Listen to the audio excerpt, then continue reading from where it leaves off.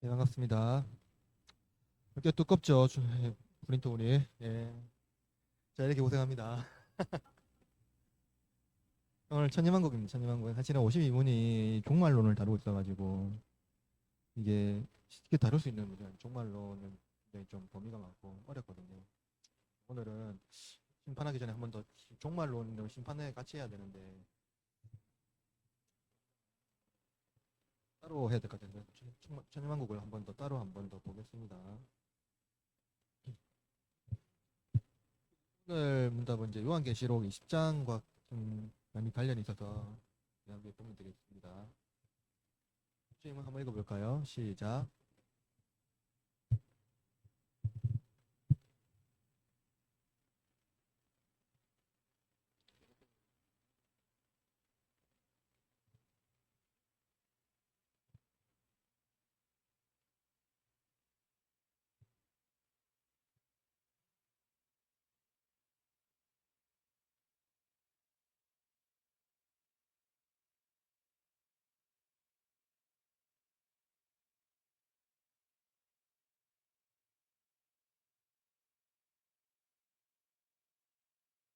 요한계시록 20장 1절에서 10절 말씀 한번 교독할 거예요. 제가 먼저 읽겠습니다. 또 내가 보매 천사가 무저갱의 열쇠와 큰 쇠사슬을 그의 손에 가지고 하늘로부터 내려와서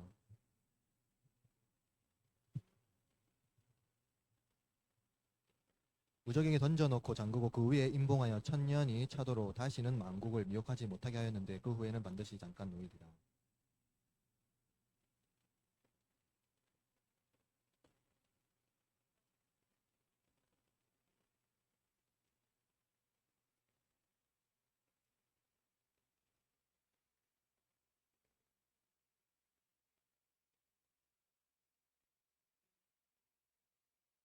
그 나머지 죽은 자들은 그 천년이 차기까지 살지 못하더라. 이는 첫째 부활이라.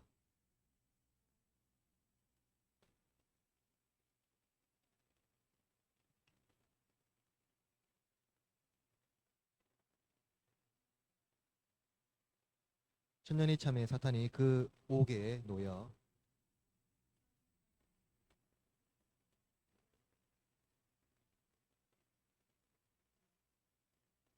그들이 지면에 널리 퍼져 성도들과 짐과 사랑하는 성을 두루매 하늘에서 불이 내려와 그들을 태워버리고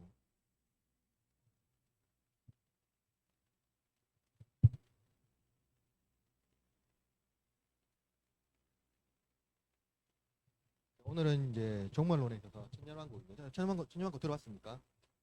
천년왕국 들어보셨어요?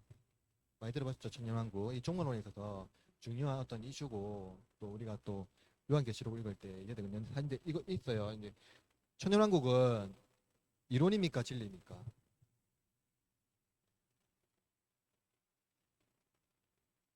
일단 이론이에요. 왜냐면 해석을 해야 되잖아요. 예, 예, 이게 우리가 성경에 가깝다고 볼 수는 있어요. 볼 수는 있지만 사실은 우리가 하나님 앞에 가야지 다 알 수 있습니다. 그래서 성경을 해석하는데 이게 이제 천년왕국 여러 가지 논들이 있거든요. 천년왕국이 성경에서 말하고 있는 건 맞지만 이것을 해석하는 방법에 있어서는 그렇죠. 여러 가지가 있거든요. 근데 일단 우리의 입장 분명히 있습니다만은 근데 우리의 입장이 있으니까 우리는 우리 입장을 지져야 되겠죠. 지져야 되는데 그것도 진리라고 말할 수는 없어요. 근데 왜 그걸 말하냐면 그게 우리 신앙에 유익하기 때문입니다. 알겠죠? 그래서 우리 교회는 이 입장을 지지하게 되면은 그 입장을 이제 순전히 이제 따르는 게 좋습니다. 알겠죠? 그러니까 그래도 이게 진리라고 말할 수는 없다. 왜냐면 교리 여러분 이게 있어요. 성경이 있고요. 성경은 진리입니까? 진리 아닙니까? 이건 진리입니다. 무조건 진리입니다. 성경은 진리죠. 그럼 교리는요? 진리가 진리 아닙니까? 말하기 어렵습니까? 예, 이론이니까 진리가 진리 아닙니까? 진리는 아니에요. 진리는 아니에요. 왜냐면 교리는요, 성경을 우리가 배우기 쉽게 요약해 놓은 거예요. 그럼 여기 뭐가 들어가야 됩니까? 교회. 뭐가 들어가요? 요약해 놨습니다. 해석이 들어가요. 진리는 아니에요. 근데 중요한 거는 성경을 요약해서 우리가 잘 이해할 수 있도록 만들어 놓은 거기 때문에 신앙 고백적인 요소가 분명히 있기 때문에 우리가 그것을 신앙 고백으로 유용히 받아들이는 겁니다. 아시겠죠? 그래서 교리는 여러 가지 논쟁거리가 너무 많아요. 진리는 논쟁하면 안 되거든요. 교리는 논쟁거리가 너무 많아요. 누구와도 많이 치열하게 싸우죠. 진리는 싸우면 안 됩니다. 진리는 뭐예요? 하나님 삼위로 계시고 하나님의 아들 예수 그리스도로 말미암아 우리가 어떻게 됩니까? 구원받았고 그 믿음으로 말미암아 우리가 천국 소망을 누린다. 이러한 어떠한 그런 절대 다툴 수 없는 진리. 그거는 진리예요. 그죠? 이해되시죠? 천년왕국은 진리는 아니지만 우리의 신앙에 위해서 중요하게 다뤄야 됩니다. 그래서 이제 이 교리인데 중요하게 우리가 이해해야 되기 때문에 그렇습니다. 그래서 이것 천년왕국은 요한계시록 2장 방금 읽었던 2장 1절에 10절 이 기록된 이 말씀을요 어떻게 이해하냐면 현재 우리가 지금 살아가고 있는 이 상황으로 볼 것인지 아니면 미래적 상황으로 볼 것인지 의 해석이에요. 그죠? 해석이에요. 쉽게 말하면 요한계시록 2장 10절 본문이 20장 1절에서 10절 본문이 그리스도의 초림과 재림 사이에 특정한 시대로 볼 것인지 아니면 재림 이후에 혹은 이전 시대로 볼 것인지 그러니까 이 나중에 설명할 건데 아무튼 그렇습니다. 그래서 특히 이 본문을 대할 때 난간에 봉착하는 게 뭐냐면 이 세대에 임할 하나님 나라의 불확실성이 있어요. 이 세대에 하나님 나라가 임했는데 이 세대에 하나님 나라가 임했다 하더라도 뭔가 하나님의 나라라고 말하기는 약간 좀 부족한 면이 많잖아요. 뭔가 악이 있고 맞죠? 여러 가지 맞잖아요. 그런 것들. 네, 살아가는 이 세대가 그렇잖아요. 뭔가 불확실성 있잖아요. 그렇기 때문에 사탄이 결박되어 봉인되었다면 왜 지금 이 세대는 사탄이 지배하는 세대처럼 보이는가? 이게 좀 어렵죠. 그래서 그 의심 놓칠 수 없어요. 따라서 이를 미래적으로 보는 시각, 미래. 그러니까 아직은 하나님 나라가 오지 않았다. 천왕국이 안 왔다. 아직도 사탄의 시대다 이 시대는. 그죠? 이렇게 보는 시각이 있어요. 그죠? 이러한 시각이 아직 역사가 오래됩니다. 아직 천년왕국 아니다. 아직도 사탄이 지배를 받고 있는 나라다. 이게 전천년설이거든요. 이게 역사가 오래됐습니다. 또 4세기 이후에 4세기 이후에 뭐가 일어났죠? 초대교회 배웠습니다. 4세기 이후에 가장 큰 기독교와 세계사에서 그렇죠. 고스탄티노플이 로마 제국을 비잔틴 제국으로 합병하면서 맞죠? 아주 공인한 거거든요. 그러면서 기독교가 세계 중심을 했거든요. 그런데 어떻게 됩니까? 기독교가 세계 중심이 됐으니까 기독교가 어떻게 됐습니까? 이제부터 권세를 어떻게 됐습니까? 그러면 어떻게 됩니까? 낙관적 태도가 되죠. 야, 이제 하나님 나라가 왔다. 이 땅이 하나님 나라다. 이렇게 되거든요. 그게 이제 후천년설이 되는 겁니다. 그러니까 이러한 여러 가지 논의가 있거든요. 그래서 최근의 천년왕국은 기독교 입각의 통치가 이루어지는 낙관적인 입장으로 또 이해하는 경우가 있습니다. 그러니까 기독교 입법을 하고 기독교 제국을 세우고 기독교 나라가 이 땅에 이제 완전히 임했을 때 하나님 나라가 왔다 하는 게 낙관적인 주의고 그게 천년설이고 아무튼 그러나 우리의 입장은 뭐냐면 천년왕국이 이미 임한 하나님 나라 즉 교회 시대로 이해하는 것이 우리의 입장입니다. 이게 무천년설이에요. 따라서 이를 이해하기 위해서는 앞서 말한 하나님 나라의 불확실성에 대한 논의가 거쳐야 돼요. 왜냐면은 이미 하나님 나라가 임했는데 왜 아직도 사탄 나라가 임한 것 같이 보이는가 하는 거죠. 그래서 요한계시록에서 말하는 첫째 부활과 천년왕국에 대한 이해를 풀어 해석해야 합니다. 그죠? 해석해야 됩니다. 따라서 오늘 종말론에 대한 최대 난관이 천년왕국에 대해서 한번 살펴보도록 하겠습니다. 천년왕국은 쉽게 세 가지로 나눕니다. 뭐 있습니까?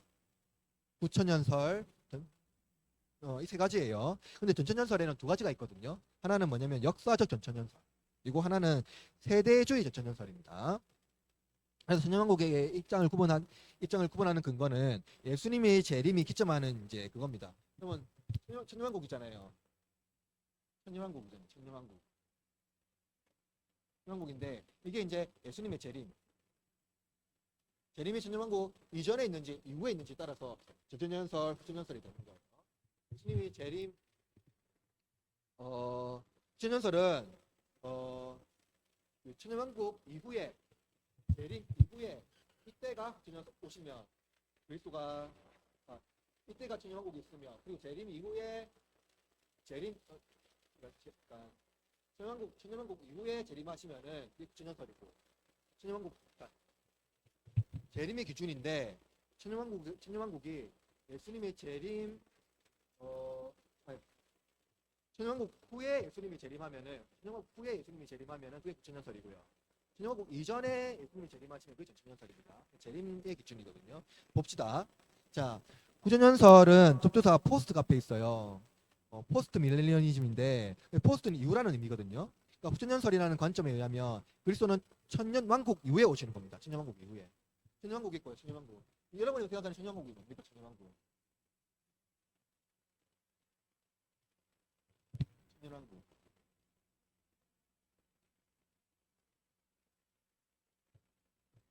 우리가 생각하는 그냥 직관적으로 보면 하나님 나라예요. 하나님 나라예요. 하나님 나라. 하나님 나라인데 여러분 보세요. 이 하나님 나라인데 이 땅에 이 하나님 나라에 태하늘과 새 땅이 임했습니까? 안 했습니까? 이 하나님 나라에 태하늘과 새 땅이 임했습니까? 안 임했습니까? 태하늘과 새 땅은 임하지 않았어요. 하나님 나라에 천년왕국에는 태하늘과 새 땅 언제 임합니까? 재림하시면서 임하신 거예요. 이거는 성경에서 말하고 있거든요. 봅시다. 그러면은 이 천년왕국이 뭡니까? 하나님 나라를 말하는 건데 쉽게 말하면은 그리스도가 재림하시기 이전에 이미 천년왕국이 임했다 이런 겁니다. 사실은 이것도 무천년설하고 똑같거든요. 이 재림의 기준은. 그런데 뭐냐면은 이 사람들은요 이거예요.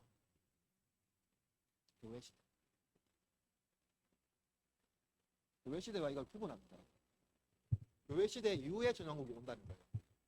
설명을 해볼게요. 봅시다. 표 보죠, 표. 보면은 교회 시대 이후에 천년왕국이 오고 천년왕국 이후에 그리스도가 재림하시고요. 재림한 이후에 뭡니까? 재림하면서 동시에 뭐가 됩니까? 신자의 부활과 비신자의 부활과 심판, 태하늘과 새 땅이 임하죠. 그러면서 영원한 선택가 지속되는 거거든요. 천년왕국은 복음 전도와 교회 성장이 재림적으로 이루어지며 더 많은 사람들이 그리스도인이 되는 것을 말해요. 그러니까 뭡니까? 그 결과가 뭡니까? 그리스도가 사회에 중대한 영향력을 미치게 될 것이고 사회는 점점 더 하나님의 기준에 따라 기능하게 될 거라고 말해요. 이 사람들은. 점진적으로 평화와 공의의 천년왕국 시대가 이 땅에 이루어질 거라고. 굉장히 뭐예요? 낙관적이죠. 이 천년왕국은 오랫동안 지속될 것이고 이 시기 마지막에 마침내 그리스도가 이 땅에 오실 것이며 신자와 비신자가 부활하고 마지막 심판이 이루어질 겁니다. 근데 여기서 말하는 이 구천연설의 핵심은 뭐냐면 결국 하나님의 나라가 예수님이 오시기 전에 재림하기 전에 이미 하나님 나라가 이 땅에 임할 거란 완전하게 임할 거란 말이에요. 그러니까 실제로 그러니까 완전한 샬롬이 임할 거란 말이에요. 그러니까 기독교가 힘을 얻고 모든 제국이 기독교가 되고 모든 사람은 아니지만 모든 제국도 아니지만 기독교가 지상 대부분의 어떠한 마치 로마 제국이 기독교를 공인한 것처럼 그런 형태의 기독교 제국, 그러니까 기독교 국가가 아니라 기독교의 어떠한 편만함이 일어난다는 거예요. 이 후년전설에 의한. 그리고 많은 신자들이 생겨나고요. 그렇게 되면은 이 땅에 평화가 없어지고, 전쟁이 없어지고, 평화가 오고, 그리고 기독교의 신앙이 막강해지고, 그죠? 신앙이 막강해지고. 이것은 뭐냐면은, 그러니까 하나님의 선하심이 이 땅에 드러난다는 겁니다. 엄청나게 드러나고. 그리고 그렇게 될 때에 예수님이 재림하신다는 거예요. 심판하기 전이죠. 오시는 거죠.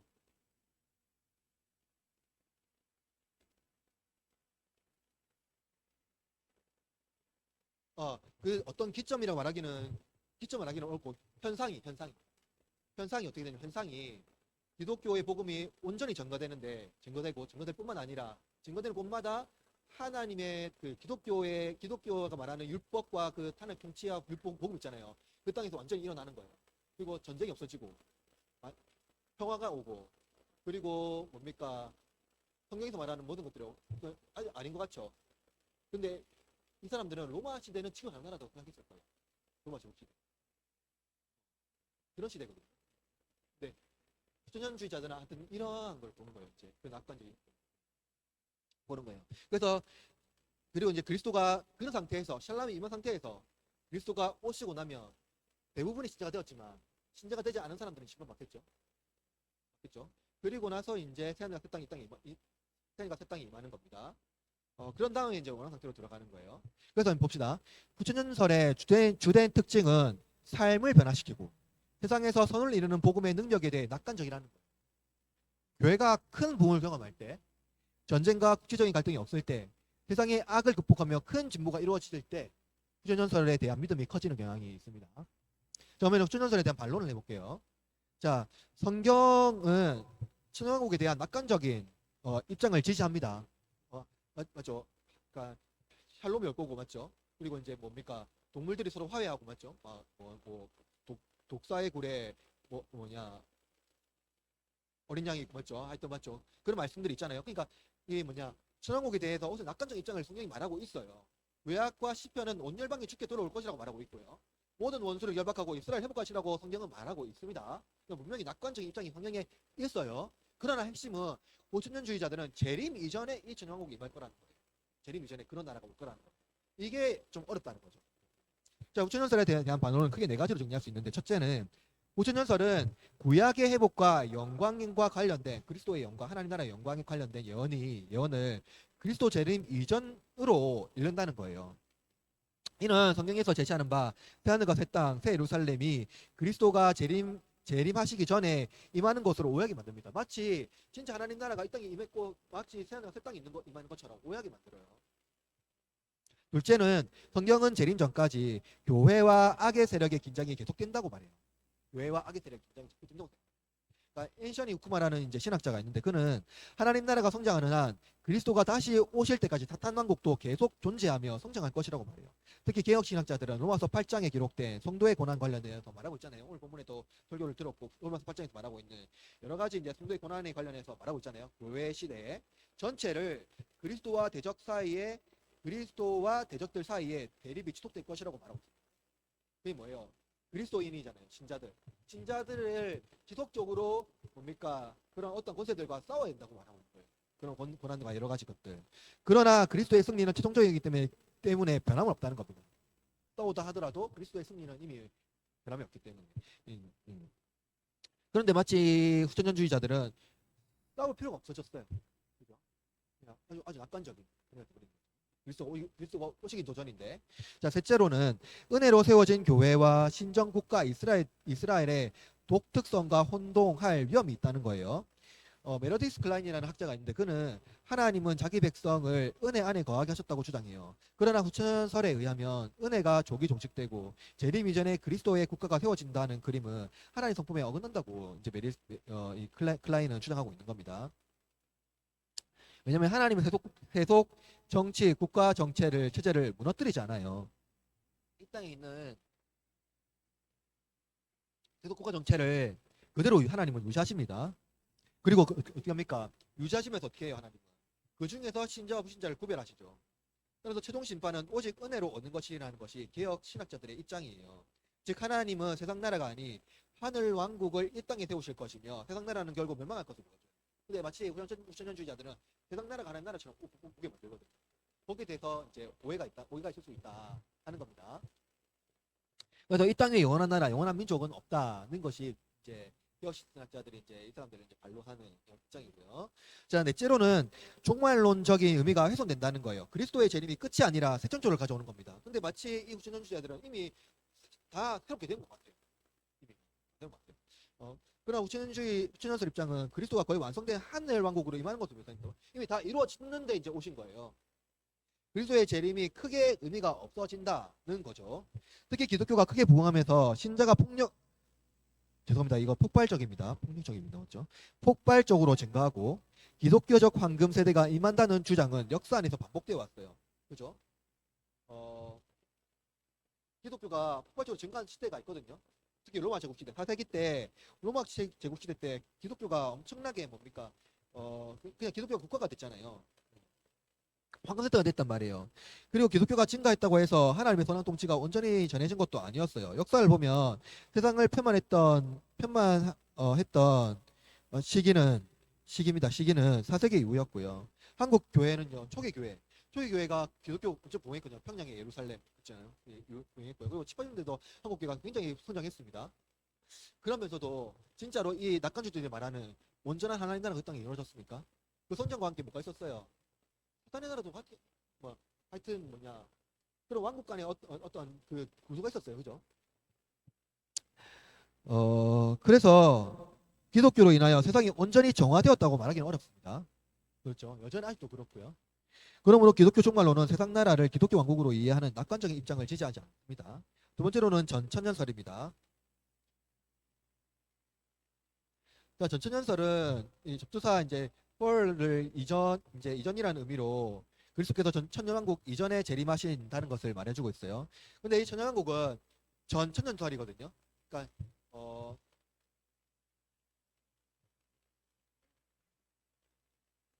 그렇죠. 아, 재림죠. 재림 이전에 천년왕국이 있는 거, 재림 이전에, 재림 이후에, 그러니까 천년왕국 이후에 천년왕국, 예, 예, 예, 보시는 거고요. 예, 예. 그겁니다. 천년왕국 기준으로. 예수님 보시는 겁니다. 자, 그러면은, 뭡니까? 근데 이 전천년설은, 그 두 가지로 나눕니다. 하나는 역사적이고, 하나는 세대주의입니다.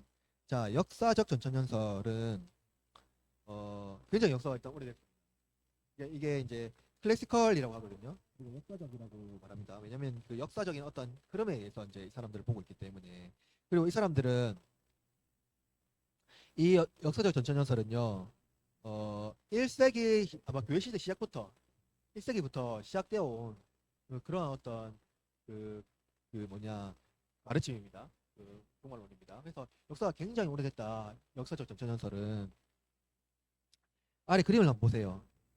교회 시대가 있죠. 요 신자 그리스도가 임하십니다. 그러고 나서 천년왕국이 그리스도가 임한다는 것은 뭡니까? 신자가 그 뭡니까? 그 부활한다는 거죠. 부활합니다. 이 첫째 부활이에요. 이때 보세요. 보세요. 교회 시대가 있죠. 그리고 뒤에 있는 T가 있거든요. T. 제가 노란 걸로 해놨죠. 이게 환난이에요. 환난. 교회 시대 끝나면서 환난이 임하거든요. 환난이 끝나면서 그리스도가 이 땅에 오십니다. 오시면서 뭘 하면 자기 백성, 자기 신자를 데리고 가시거든요. 데리고 가시고 그러고 나서 다시 이 땅에 임하는데 그러면서 천년왕국이 시작됩니다. 그죠? 천년왕국이 시작되면서 이 첫째 부활이 바로 신자의 부활이에요. 근데 불신자는 그대로 있거든요. 그러니까 천년왕국이 시작되면서 여전히 불신자는 그대로 있어요. 있다는 겁니다. 이게 그러고 나서 이제 불시, 이제 이후에 천년왕국이 끝나게 되면은 이제 이 비신자들이 이제 심판을 받거든요. 그러면서 이제 태양과 새 땅이 임하는 겁니다.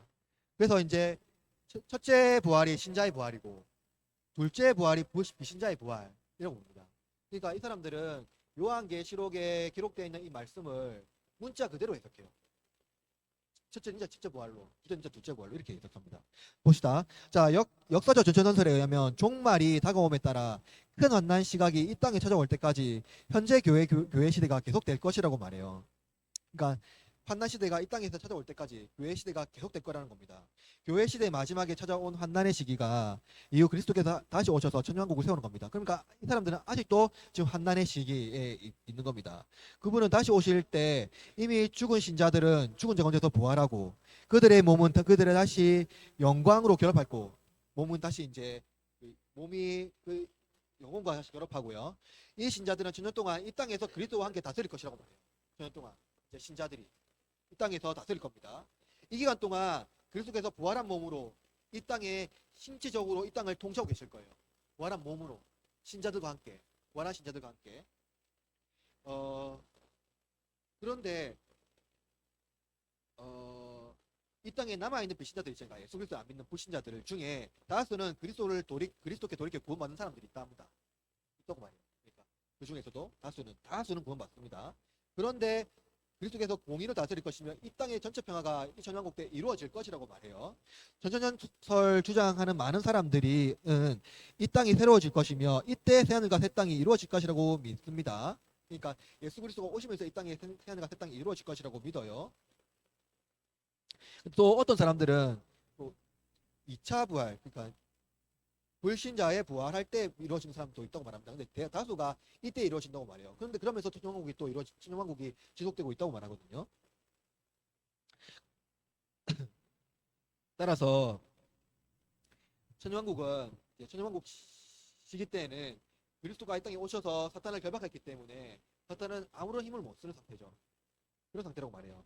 천년왕국의 관점에 따르면 천년왕국의 마지막 시기에 사탄이 무적행에서 풀려나 겉으로는 그리스도의 통치에 굴복했지만 안으로는 그리스도에 대하여 반역을 깨하고 있는 수많은 불신자들과 함께 힘을 합칠 것이라고 말해요. 사탄이 이 천년왕국이 끝날 때 사탄은 이 반역자들을 규합하여서 그리스도에게 맞서 싸울 테지만 그들은 결정적으로 패할 겁니다. 그렇다면 여러분 이 천년왕국은 이 천년이라는 기간은 문자 그대로 천년입니다. 이들은 딱 천년을 말해요. 문자 그대로 천년. 그런 다음에 그리스도의 역사 전체에 걸쳐 모든 죽은 미신자들을 자를 죽은 자 가운데서 다시 일으키시며 그러니까 부활합니다. 그들은 그분 앞에서도 마지막 심판을 받게 될 겁니다. 마지막 심판이 이루어질 때 신자들은 영원한 상태에 들어갈 거예요. 전천년설은 교회가 박해를 받을 때 또 이 땅에서 악과 고난이 커질 때 언기를 얻습니다. 그러니까 문제가 있는 거는 역사적 전천년설을 어느 정도 학계에서도 인정하고 있어요. 벌써도 오래됐고 물론 성경이 문자적으로 해석한다고 해서 그 어려움이 해석상의 어려움이 있지만 그래도 어느 정도는 그 전통신학자에서도 이 교리를 전통으로 받아들입니다. 그죠? 근데 문제는 뭐냐면 이 근대주의 전천년설이에요. 근대주의.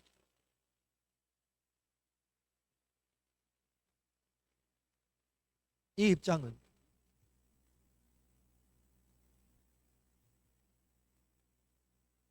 아닌데.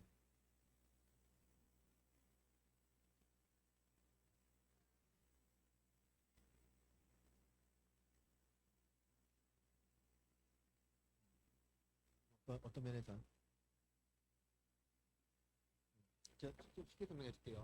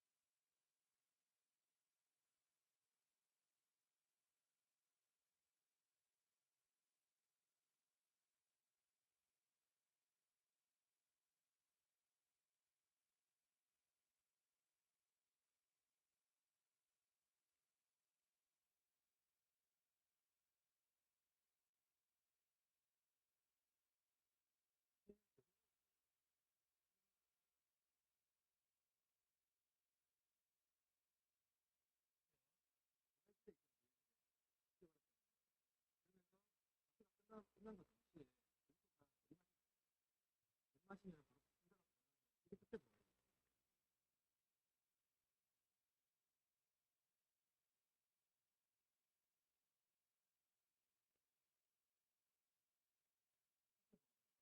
그러고 나서 그러니까 그리스도가 첫째 부활, 신자를 부활시키고 이 땅에 임할 거란 말이에요. 그러면서 이 신자들과 불신자들이 이 신자들과 함께 천년을 다 하십니다. 근데 분명히 이렇게 보세요. 부활했잖아요. 신자 죽습니다. 부활했죠. 십자래. 근데 신자는 그 신자는 십자가 죽습니다. 부활 안 했어요. 십자가. 죽어요. 그러니까 이게 헷갈리는 거예요. 신자는 부활해서 천국한 왕노릇 합니다. 왕노릇. 그리스도와 함께. 성경도 말하고 있잖아요. 왕노릇 해요. 왕노릇 합니다. 근데 이 왕노릇 하는데 신자는 이 땅에서 죽어요. 근데, 근데 그 중에서 수많은 불신자들은 또 예수를 믿게 됩니다. 그러면서 겉으로는 하나님 믿는 척하다가 안 믿는 불신자가 상당히 많다는 거예요. 그때 사탄이 잠깐 놓이는데 잠깐 놓이는 사탄과 함께 이 불신자들이 규합해가지고 아마겟돈 전쟁을 일으킵니다. 결국 패배하거든요. 그러면서 영원한 통치가 임하는 거예요. 그러면 이걸 어떻게 해야 돼요? 이 막론하는 이 기간에 부활한 신자와 부활하지 않은 불신자가 공존합니다.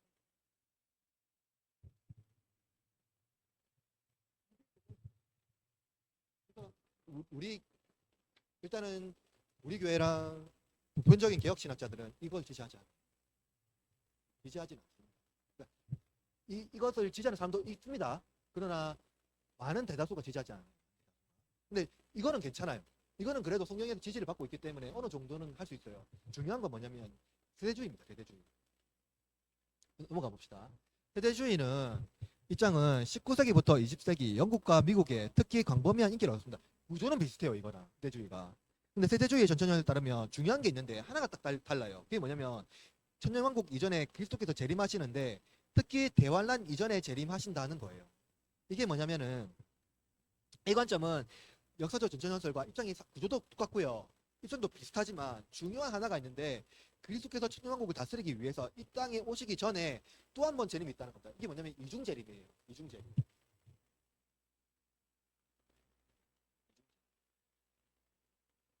이중재림이 뭐냐면 여러분 보세요. 예수님께서 언제 재림하십니까? 예수님께서 재림하시잖아요. 이때 재림하시잖아요. 근데 전천주의자는 뭐냐면 이렇게 말해요.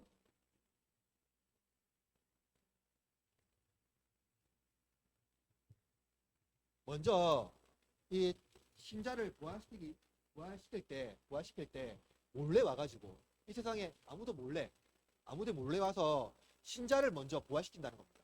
몰래 와가지고. 예, 예, 예. 보세요. 이거 휴거라는 거죠, 휴거. 사실 휴거라는 거는 세대주의에서 말하는 거예요, 휴거라는 건. 휴거는 뭐냐면, 휴거의 개념이 뭐예요, 휴거? 예, 이거 부활이 아니에요, 여러분. 휴거 부활이 아닙니다. 안 죽고 올라가는 거예요, 그냥. 이거 부활이 아니에요. 부활은 뭐예요, 여러분? 그럼 살아있는 신자의 부활은 뭐예요? 예. 휴거랑 달라요. 휴거랑 완전 달라요. 뭐가 다릅니까? 여러분 부활되면 여러분 살아있을 때 부활하면 예수님 모시면 어떻게 됩니까, 여러분? 달라요. 부활은 신자는 안 죽다 했잖아요. 형식상으로는 비슷해요, 그거랑. 신자는 분다시 신령한 몸입니다. 반드시 입어야 돼요. 반드시 입습니다. 휴거는 그냥 들려 올라가는 거라니까요. 예, 그냥 들려 올라가는 겁니다. 달라요. 근데 그래서 있잖아요. 이게 전천연설 주장이에요. 세대주의 전천연설 주장입니다. 그래서 이 관점은 보면은 예수님이 몰래 오세요. 아무도 몰래. 그래서 자기 백성을 데려갑니다. 마치 이제 타노스 있죠, 타노스 이렇게 하는 것처럼 아무도 모르게 데려가야 되니까 순간적으로 없어지는 거예요. 그거 되는 거예요. 그냥 하늘로 들려 올라가는 겁니다. 근데 아무도 볼 수는 없어요. 볼 수도 있다가 하나 하여튼 그렇습니다. 또 굉장히 그리스도가 아주 몰래 와서 그렇게 하는 거예요. 그래서 전천년 이제 세대주의에 따르면 현재 교회 시대는 갑작스럽게 예상하지 못한 방식으로 은밀히 그리스도께서 이 땅에 다시 오셔서 신자들 그분 자신에게로 부르실 때까지 계속될 것이라는 거예요. 은밀히 오실 겁니다. 그래서 사실은 이 교리는요, 이단이 사용하기 굉장히 좋거든요. 은밀히 오셨으니까 아무도 모르잖아요. 자, 데살로니가 전서 4장 16절 17절 한번 읽어볼까요? 시작. 그리스도 안에서 죽은 자들.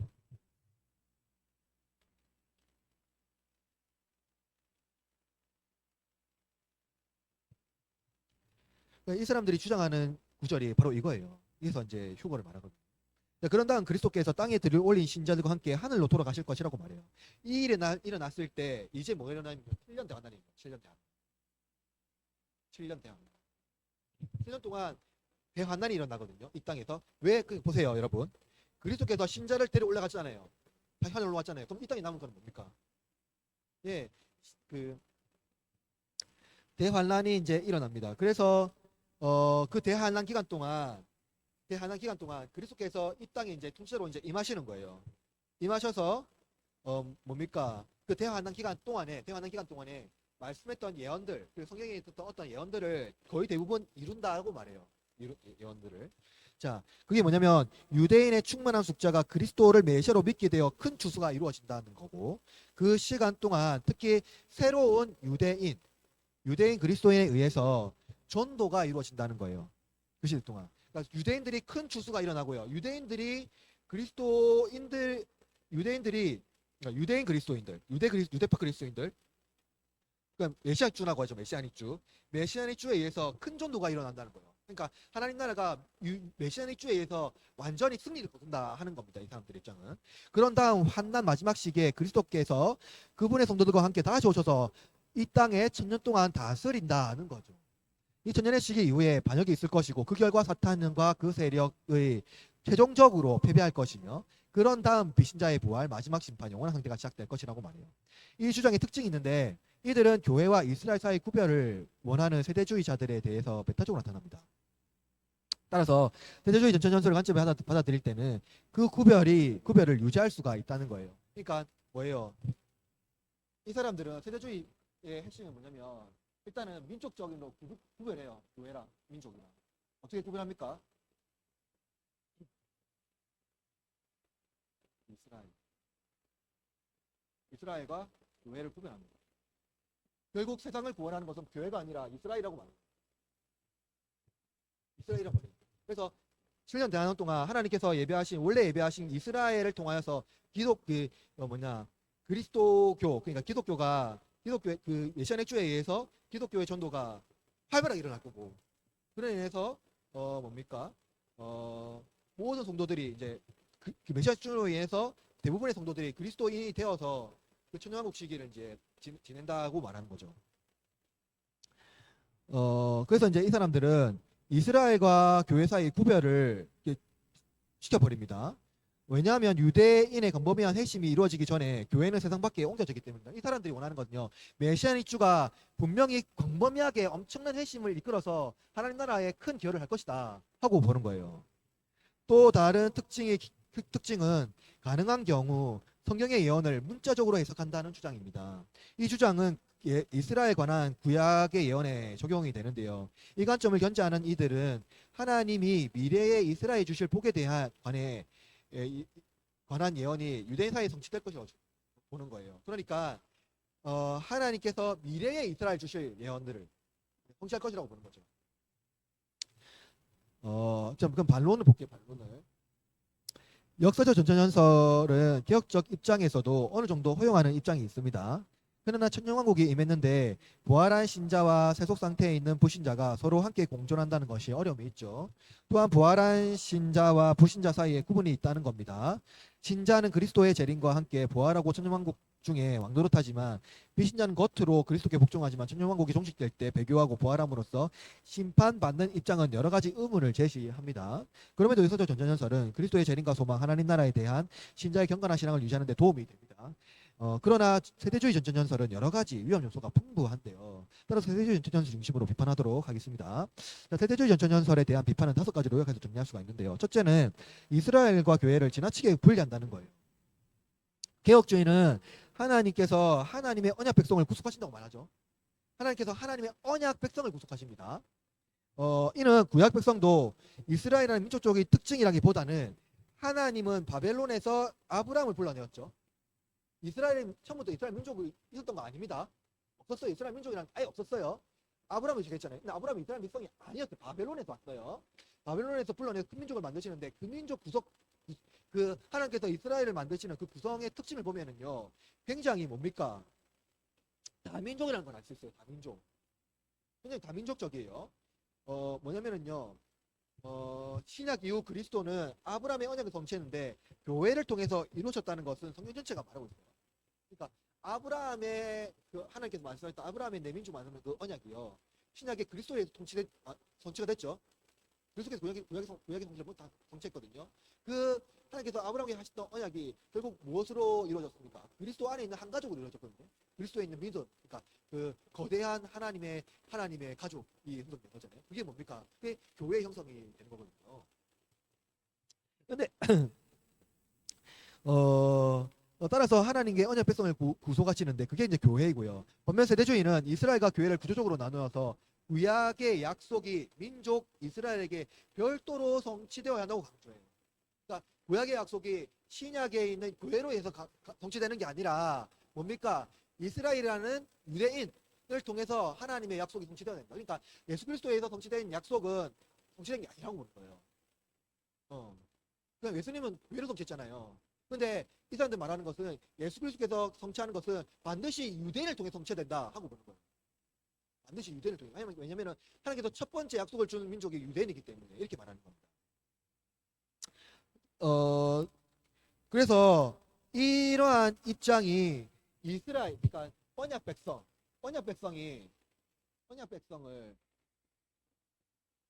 결국 교회인데 교회가 아니라 민족이라는 거예요. 결국 이들은 메시아닉주가 활발하게 운동을 해서 뭡니까? 어, 전도하고 해서 하나님 나라 그 구약에 있던 그 언약을 결국 이스라엘이 반드시 이루어야 된다 하는 게 이들의 입장이에요. 근데 이러한 입장을 가져온 게 그거예요. 오늘날 많은 논쟁이 있는 거. 한국 민주주의가 있잖아요. 그런 것들. 이러한 입장과 같이 맞물린다고 볼 수 있어요. 특별히 민족의 구원이 중심이 된다는 것. 이것을 성경 지지하지 않습니다. 둘째, 재림을 사실상 두 단계로 나눈다는 겁니다. 후대주의, 흔히 비밀 휴거와 후속적 재림을 구분합니다. 이들은 이단들이 사용하는 좋은 방법이지요. 그리스도께서 아무도 모르게 오셔서 지상의 신자를 먼저 휴거하여 이끌어 가신다는 것은 마치 타노스가 손가락을 튕기는 것 같이 사라지는 것과 같아요. 그래서 개혁주의는 신약이 말하는 재림은 공개적으로 모두가 보는 앞에서 재림하신다는 것을 말해요. 또한 부활도 신자의 부활과 불신자의 부활을 따로 말하지 않습니다. 이들은 첫째 부활과 둘째 부활을 나누거든요. 신자의 부활이 따로 있고 불신자의 부활이 따로 있는데 성경은 함께 부활한다고 말해요. 우리는 그것을 지지하고 있고요. 그래서 재림을 구분하는 것도 문제고 부활을 구분하는 것도 문제입니다. 특별히 더 문제는 재림을 구분하는 것. 그건 절대로 성경에 지지받을 수 없습니다. 자, 셋째로 문자적 해석이 지나친 문자주의가 되기 쉽다는 겁니다. 세대주의는 구약의 예언을 가능한 문자적으로 읽으려고 해요. 또한 지금의 이스라엘을 구약의 이스라엘이라고 확실하게 봅니다. 이 사람들. 지금 이스라엘도 구약이 말하는 언약적 이스라엘이라고 그러는 거예요. 그러나 지금 이스라엘은 1949년 미국이 다시 팔레스타인 영토를 무력으로 빼앗아서 유대인에게 준 땅이에요. 지금 이스라엘은. 이 때문에 중동의 문제에 심각한 영향을 주죠. 지금도 심하잖아요. 그죠? 그래서 지금 말하는 이스라엘은요, 구약에서 말하는 그 언약 백성 이스라엘이 아닙니다. 아니에요. 그러니까 이 종종 메시아닉 주 말하면서 그게 구약의 언약 백성, 하나님의 언약 백성은요 이미요 바벨론 2차 시기 때 끝났어요. 그리고 성전이 파괴되면서 하나님의 언약 백성은 이미 끝났어요. 그래서 하나님의 언약 백성은 예수 그리스도 안에서 새롭게 재편되거든요. 예수 그리스도를 믿는 믿음으로요. 민족적이 아니라는 거죠. 그러니까 예수 그리스도 하나님께서 이 땅에 보내줌으로써 바벨론 포로가 된 유대인들을 하나님이 택하셨는데 그들의 요람, 그들을 통하여서 새로 하나님 나라를 이루시는데, 그러니까 나라를 이루시는데 그게 이제 예수 그리스도를 통한 하나님의 나라의 교회인 거죠. 이해됩니까? 그러니까 하나님께서 이스라엘 백성을 부르신 것은 하나님 나라를 이루기 위한 전초 기지였어요. 그것도 굉장히 중요한 핵심이죠. 그러나 그 하나님께서 언약했던 그 언약 백성 이스라엘이 지금도 동일한 언약 백성이라고 말할 수는 없다 하는 겁니다. 따라서 이들은 성경의 문자주의를 현실에 적용하는 잘못된 방식으로 성경을 독해해요. 아주 좀 위험한 방식이죠. 성경을 볼 때 문자 정말 중요하지만 성경을 해석하는 정말 성경 전체를 아우를 수 있는 방식으로 해석해야 됩니다. 개혁주의 신앙은 구약을 그리스도 중심의 성취로 이제 해석하는데요. 따라서 성전, 땅, 이스라엘 왕국, 약속을 다시 민족적, 지정학적으로 되돌리는 것은 신약 해석을 방해하는 겁니다. 민족적, 지정학적으로. 핵심은 뭐예요? 언약적으로 봐야 돼요. 언약적으로. 넷째는 교회를 하나님의 계획 중심이 아닌 외부적인 것으로 만들려면 있어요. 이는 교회 시대가 이스라엘이 그리스도를 거절한 이후에 생긴 것처럼 보인다는 겁니다. 그러나 교회는 하나님의 임재이며 이는 하나님께서 그들에게 반드시 받으신 예배와 제사를 기초합니다. 즉 해막과 성전이 이제 교회의 근거라는 거죠. 개혁주의 입장은 창세기부터 그리스도 안에서 계획된 구속 경륜을 중심으로 하나님의 계획을 조심스럽게 읽어냅니다. 그러나 세대주의는 하나님의 구원 계획을 이중구조로 만들고 성도의 신앙을 경계적으로 압박하는 경향을 가집니다. 교회가 신앙의 중심으로 자리 잡을 때 구원의 핵심을 이해할 수 있습니다. 따라서 우리는 기도할 때 민족이 아니라 교회를 위해 기도해야 되고요. 하나님께서 교회를 통해 세상을 통치하도록 우리는 기도해야 한다는 겁니다. 마지막으로 장로교 신앙고백서인 웨스터민스터 신앙고백서 그리고 3대 일치 신조는 언약 신학과 충돌하고 있어요. 이 세대주의가. 개혁 전통 신학에서는 언약의 통일성, 은혜 언약의 연속성, 교회의 통일성을 중요하게 생각하는데요. 이들은 언약적 신학이라기보다는 하나님 나라를 강제할 수 있는 강압적 신학이 자리 잡고 있습니다. 이 세대주의는요. 언약은 소망과 인내를 중심으로 언약하신 분의 성품을 신뢰하며 기다리는 거예요. 그러나 세대주의는 언약을 신뢰하지 않고 자신들의 구원의 성모자가 될 수 있다고 생각합니다. 그래서 이제 막 그런 이제 운동을 하는 거죠. 뭐 메시아닉주 운동이라던가 그런 운동을 하는 겁니다. 자, 자, 마지막으로 이제 우리의 입장을 이제 정리하고 살펴보겠습니다. 그렇다면 여러분, 우리의 입장은 무천연설입니다.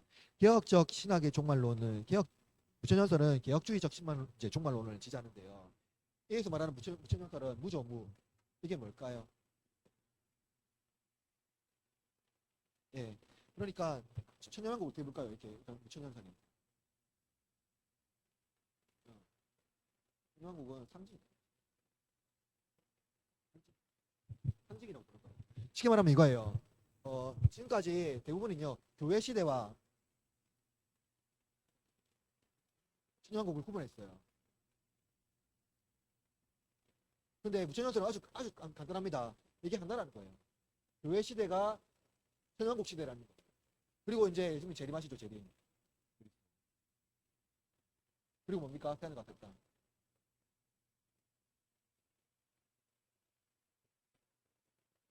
완전한 나라, 영원한 나라. 이게 우리가 무천연설이거든요. 교회 시대와 천년왕국이 묻는 게 아니라 교회 시대가 곧 천년왕국이라 똑같다는 거예요. 똑같다는 거예요. 그러면 여러분 여기서 이제 우리가 궁금한 게 있죠. 교회 시대가 천년왕국 시대고 재림하시고 있는 거죠. 아주 단순한 구조예요.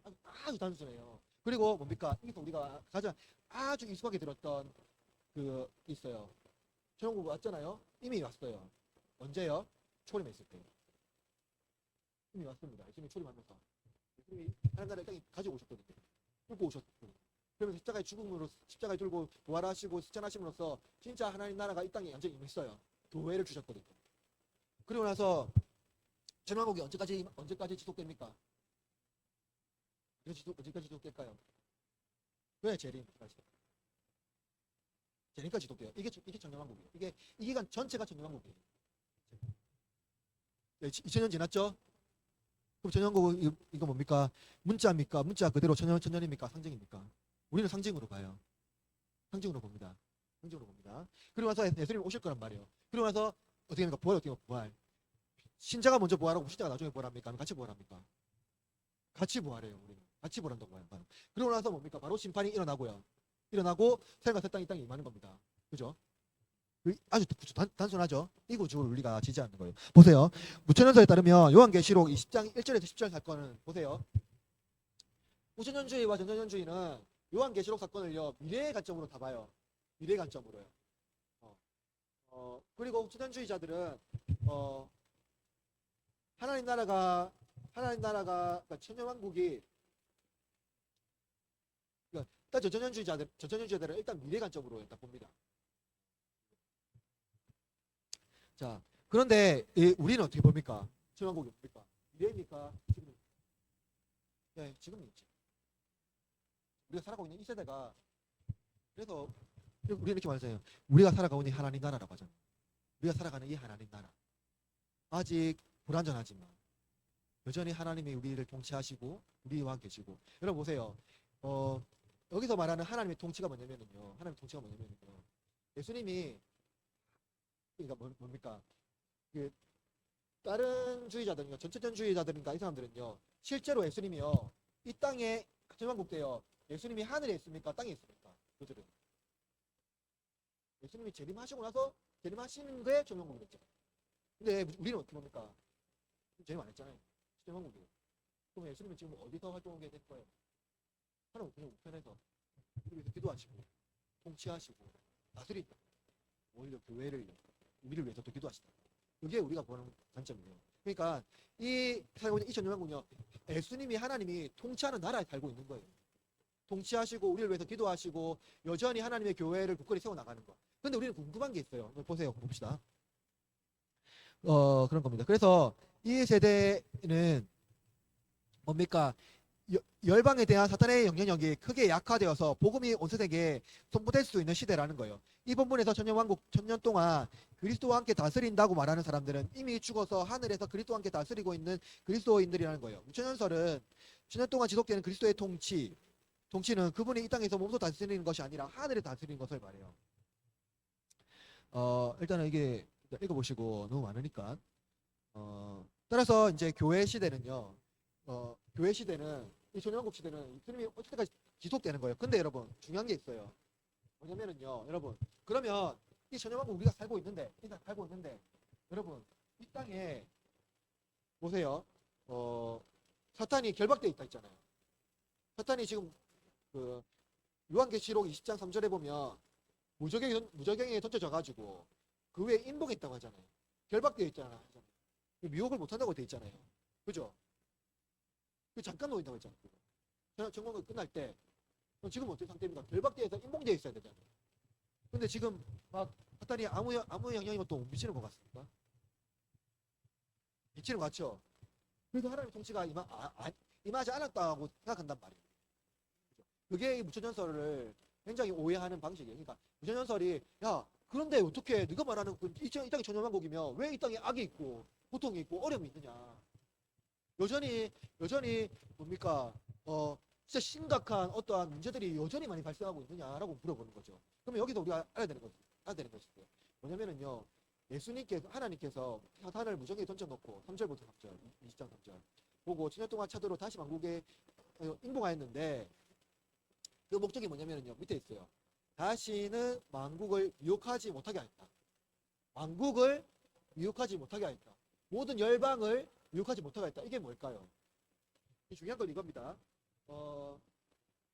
1절에 보면 천사가 무저갱이의 열쇠와 큰 쇠사슬을 가지고 있다 말하죠. 여기서 말하는 열쇠와 큰 쇠사슬은요 사실 뭔지 잘 모릅니다만은 성경에서 말할 때 이 열쇠는 뭡니까? 천국 문을 열고 닫는 권세예요. 예수님께 베드로 주셨잖아요. 그 천국 문을 열고 닫는 권세거든요. 그리고 또 이것은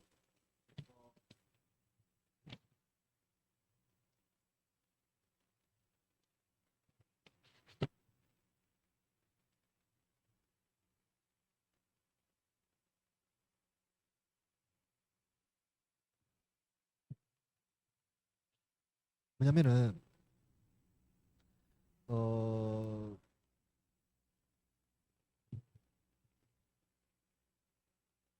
그겁니다. 그러니까 넷째 줄에 보면 넷째 줄에 보면 열쇠와 쇠사슬의 의미를 정확히 의미에 대해서 불명확하지만 그 용도는 분명히 뭡니까? 사탄을 무저갱에 던져서 잠그고 인봉하는 거예요. 그 열쇠와 쇠사슬의 목적이요. 인봉하다는 표현은 사탄이 하나님의 통제를 완벽하게 실현되었다는 것을 사탄에 대한 하나님의 통제가 완벽하게 실현되었다는 것을 보여줘요. 이에 후천전주의자들은 사탄이 무정히 던졌으므로 사탄의 활동이 완벽하게 전면 차단되었다고 주장합니다. 따라서 이들은 초림과 재림 사이 교회 시대와 천년국 시대를 사탄의 활동이 같이 있을 수 없다고 말합니다. 교회 시대의 사탄은 활동하지만 천년국 시대는 사탄이 완전히 결박되었다고 이제 전천년주의와 후천년주의를 주장하는 거죠. 그러나 이들이 놓치고 있는 것이 있는데 그게 뭐냐면 그것은 하나님이 사탄의 무저갱이 던졌다고 결박했을 때 그 증거가 3절에 있는 만국을 미혹하지 못하게 했다는 것을 말하고 있다는 거죠. 즉 성경이 사탄의 현 교회 시대를 미혹하여 온전히 복음을 온전히 전하지 못하는 것을 방해하지 못한다고 말하는 거예요. 그래서 여기서 말하는 것은 사탄으로 하여금 온 만국에 복음이 전파되는 것을 막지 못한다는 겁니다. 그것을 말하고 있는 거예요. 구약 시대의 복음은 온 민족에 전파되기 제한적이었죠. 이스라엘이라는 민족 안에 제한되었기 때문에 온 민족에 전하지는 못했습니다. 그러나 교회 시대는 복음이 전파되는 데 제한이 없어요. 따라서 요한계시록 20장에서 사탄의 결박을 묘사하는 것은 사탄이 더 이상 다시는 만국을 미혹하게 못하게 하는 그 활동을 제한한 것과 관련이 있다는 거예요. 결박되었다는 거죠. 따라서 낙관적이거나 비관적인 어떤 성경의 태도를 지지하지는 않습니다. 교회가 고치는 시대의 왕국이라는 것은 사탄이 결박되어 복음 전파를 방해하지 못한다는 것을 말하고 있습니다. 다만 인간의 짓 때문에 여전히 강력한 진을 치고 있으므로 인간의 죄에 의해서 이 복음이 방해받고 있지만 하나님 여러 가지 수단을 통해서 복음 전파가 여러분 열방에 전파되도 있도록 한다는 겁니다. 그래서 사탄이 분명히 결박되어 있고 활동은 제한되어 있지만 그 제한은 복음 전파에 제한되어 있다는 복음 전파를 방해하지 못한다는 겁니다. 그렇죠? 네, 그 악한 이들을 통해서 하는 하나님의 성경에서 말하는 지지는 뭐냐면 악한 일들은 막 일어나지만 하나님은 그 악한 일들을 통해서 하나님을 통치하고 계십니다. 하늘에서. 그래서 그걸 통해서 하나님의 자기 백성을 구원하시는 거예요. 왜냐면은 여전히 이 땅에는 백성과 백성 안 사는 분이 있거든요. 그렇게 말합니다. 그래서 종말론에 대한 여러 가지 해석상 어려움이 있지만 우리는 무천년설을 지지하고요. 받아들이고 있고 그래서 지금 우리가 살고 있는 이 시대를요. 천년왕국으로 하나님의 나라 영업으로 우리는. 그래서 그리스도가 오시면 신자 불신자가 모두 부활하고 즉각 심판이 임한다는 거예요. 무천연설은 무천연설이 복음을 강화하는 것은 하나님 나라를 강제할 수 없어요. 우리가 하나님 나라 오라고 뭔가 그러니까 어떤 퍼포먼스를 하고 뭔가 누군가가 전도를 하고 뭔가 숫자가 많아지고 뭔가 어떤 민족이 강력하게 힘을 얻게 되면은 하나님 나라가 임한다고 이렇게 말할 수 없어요. 어떤 낙관적인 태도도 이룰 수 없고요. 회의적인 태도도 말할 수가 없어요. 다만 우리는 이 땅에 어떻게 합니까? 하나님 나라를 이 후보가 열심히 살아. 이게 전원들이 지지하는 복음을 강력한 거지. 그래서 우리가 이 땅에 살아갈 때 여러분 이런 말 많이 들어봤잖아요. 여러분 여러분이 살아가는 그곳이 하나님 나라입니다. 거기서 하나님 나라를 꿈꾸며 소망하며 인내함으로 하나님께 기도하고 믿음과 복음으로 살아가십시오. 이게 무천연설이 주장하는 바예요.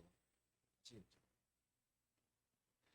이래서 이 우리가 말하는 이 무천연설이는 이런 어떠한 이 종말론적인 이 복음의 형태가 우리 삶에 이제 많은 어떤 그 경건의 유익을 줄 수 있다. 그래서 우리는 이론이지만 이것을 성경의 입장으로 보고